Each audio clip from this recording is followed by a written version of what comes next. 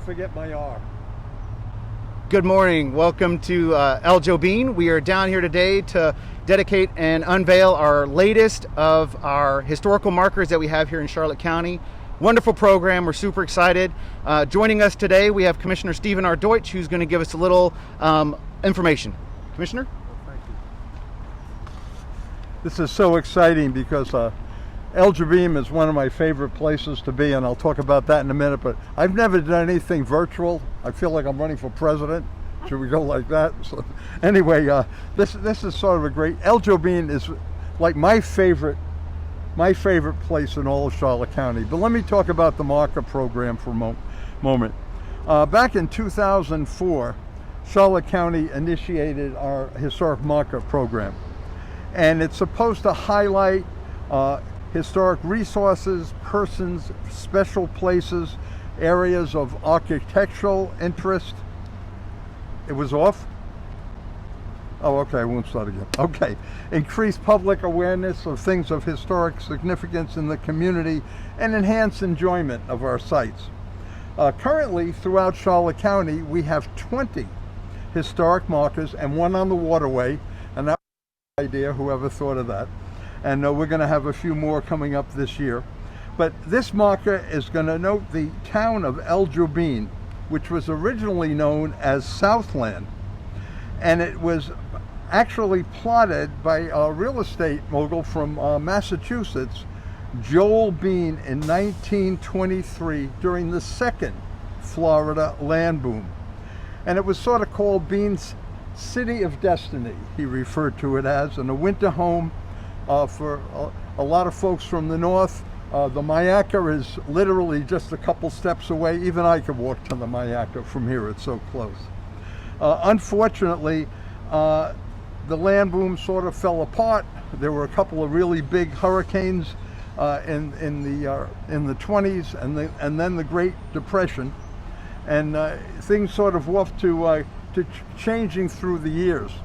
You may find it of significance to know that this land originally that we're on now belonged to the federal government. And when Florida became a state, the government transferred this and many other pieces of property back over to the individual states. And that was in the 1800s. And there was a railroad that came in and out of here, and we could talk about the station, but it was the Charlotte Harbor and Northern Railroad. And the land down here was transferred to turpentine dealers, and Florida's produced an awful lot of turpentine in the 1920s. And then finally up the tract of land in the 1923. This has been a historic place. Not only folks from the north, but a lot of circus entertainers would come down and hang out in the area.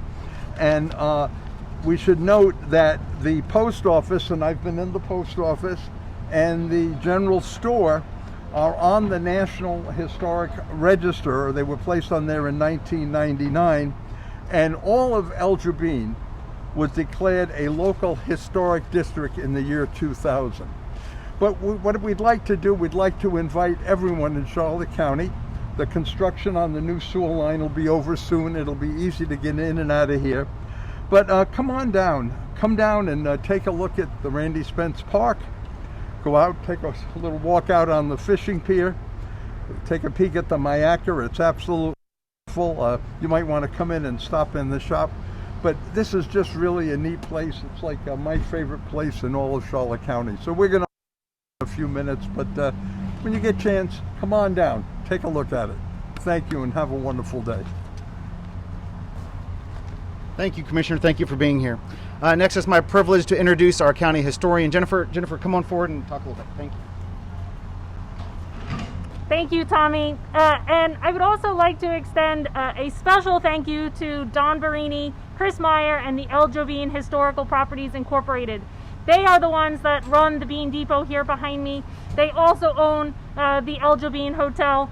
And they not only care about these historic structures, but they also care about this community, and they enjoy being part of this community. And so, as Commissioner Deutsch said, please do come on down here. It truly is a very special place here in the county. And so now I'd like to just expand on some of what the commissioner said about the history of El Jobean. The private ownership and development of the area now known as El Jobean first began in 1883, when Sir Edward James Reed of England purchased the land from the state of Florida and deeded it to the Florida Land and Mortgage.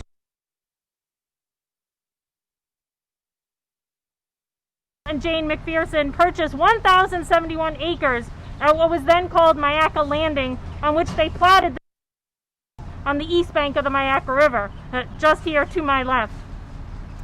No major development of the land was undertaken by the McPhersons save for the establishment of a small fishing camp for sports fishermen near where the modern State Road 776, or El Jobean Road, crosses the Myakka. In 1907, the Charlotte Harbor and Northern Railroad extended its line to the area, constructing a railroad bridge over the Myakka River at Southland and building a small terminal near the river crossing. A year later, 3 men from Maryland purchased the land and then sold it in 1920 to 2 men who built a turpentine distillery, the latter a major industry in what was still DeSoto County at the time. The business was unsuccessful, however, likely in part because of the 1921 Tampa Bay hurricane, which caused major flooding along the Myakka River. The entire Southland tract, which was sold in 1923 to Joel Bean, trustee and sole owner of the Boston and Florida Realty Trust Company. Originally from Maine, Joel Bean practiced law in his native state before moving to Massachusetts in the early 20th century to work in real estate. Around 1918 or 1919, he turned his attention to Florida, where after purchasing the old Southland tract, he filed the plat for the new town of El Jobean, an anagram of Bean's name. By 1926, the plan for the ideal community of El Jobean was complete.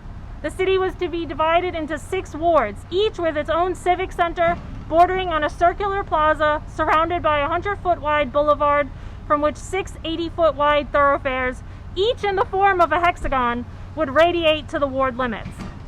Streets extending like spokes of a bicycle wheel would stretch out from the circular plaza to connect with the adjacent identical wards. Lots bordering on the central plazas were also set aside for churches, schools, and recreational facilities. Plans were developed for the construction of an 18-hole golf course and a large modern railroad depot of Spanish design, which would be constructed near the center of the city. A bathing pavilion, dance hall, and a large casino were to be erected on the waterfront. While work began on clearing the land, Bean advertised his new development in northern states, seeking to lure upper-class citizens to establish winter homes in the community. He pictured a stylish community on the banks of the Myakka River with all the buildings utilizing Spanish architectural features. Prospective buyers arrived by rail and by charter boat, with property sales surpassing expectations due to the Florida land boom, sparked by profits made in the purchase and resale of real estate in Miami Beach. The first unit of Bean's development, comprising 3 wards, was virtually sold out as soon as it was placed on the market, making it necessary to place the second unit on sale earlier than intended. Among the first buildings constructed by Joel Bean to assist in the promotion of his planned development were the post office and general store, the Bean Depot behind me, and the El Jobean Hotel, which is across the street. Bean also built a modest house for himself that doubled as his sales office. His long-term plan was to replace these plain buildings and all the other permanent buildings in El Jobean with Mediterranean revival structures which had become popular in Florida during the Florida land boom. A number of these residences, some of which survive today, were constructed between 1926 and 1928, and the development appeared to flourish. During this period, however, Florida was devastated by 2 major hurricanes, and in 1929 the stock market crash triggered the Great Depression, and this caused the El Jobean development, like many in Florida, to stagnate and cease. Only early residents, fishermen, and Joel Bean himself remained. Joel Bean planned City of Destiny did not reach its full potential, but it remained a tight-knit and hardy community. Commercial fishing continued throughout the 1930s and ended to film Tarzan serials and a feature-length film starring Ann Sothern and Adolphe Menjou, even bringing its famous trademark, Leo the Lion. El Jobean, and specifically the El Jobean Hotel, also became a haven for circus and carnival people after the property was bought by Leo Suicide Simon and Donna Simon in 1942. The community grew after World War II due to the promotion by the state at a time when it was experiencing a second, larger land boom. New development occurred along State Road 776, along with the of Jobean's platted streets and the extension of canals. Today, El Jobean remains a riverside community, its unique layout still visible on maps, and Jobean's post office and general store and the El Jobean Hotel still present. The only original frame buildings located in the original. For those of you watching, why does all of this matter? This is of history.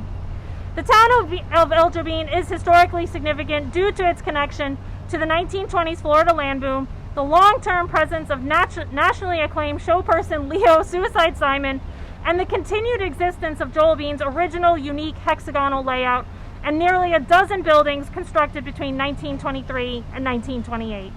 It has retained its historical integrity despite the collapse of the first land boom, the onset of the Great Depression, and the decline of commercial fishing along the Myakka River.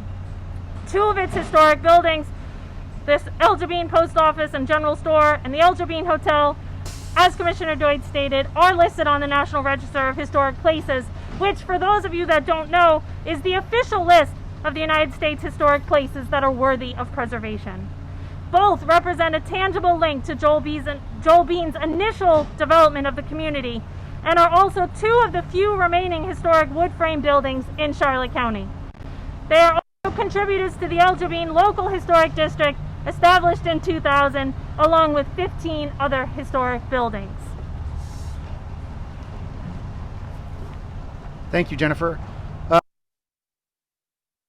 Specifically, Stephen R. Deutsch, who is here today, as well as our other commissioners and administration, for their support of the rich and historic history that we have here in Charlotte. Jennifer and her staff, they every day work to preserve, protect, and promote. And is only one of the many ways that we go about celebrating our history. They also do oral histories where they take and preserve people who've experienced living here in Charlotte County.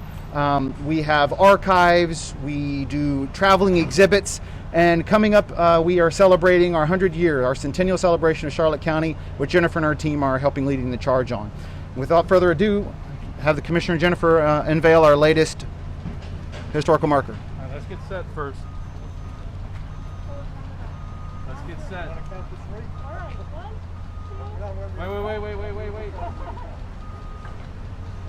You ready? Ready?